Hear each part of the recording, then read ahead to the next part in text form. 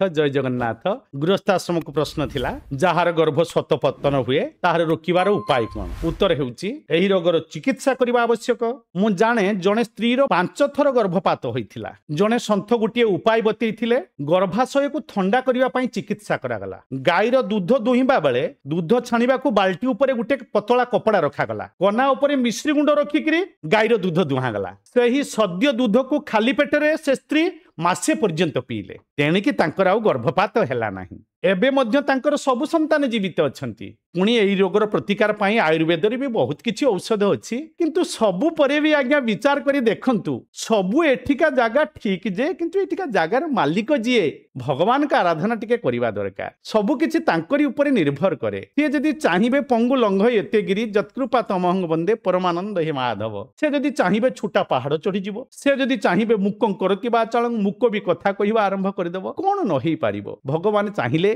ईश्वरंकर कृपा हेले गुरुंकर कृपा हेले दुनिया रे कोन न हेई पारिबो तेनु सब बेले भगवान का पदारविंद प्रति टिके मन उद्देश्य रखंतु तापरे बाकी सब कथा एठी आपणा छै ठीक ठीक हबो भगवान हमको आनिचंती हम मंगल करिया पई हमको एठी विनाश करिया पई आनि नांती भगवान जहा करंती प्राणीर मंगल निमंते करंती हमको सुहाय नाही बोली आमे भाबी प्रभु हमर अमंगल करि देले भगवान काहारी अमंगल करंती नि रे से समस्तंकर मंगल करंती पुणी आज गृहस्थाश्रम को प्रश्न कोन अछि रोग कारण गर्भपात कराइबा जदि अनिवार्य हुए ताहले कोन करा जिवो जय जगन्नाथ।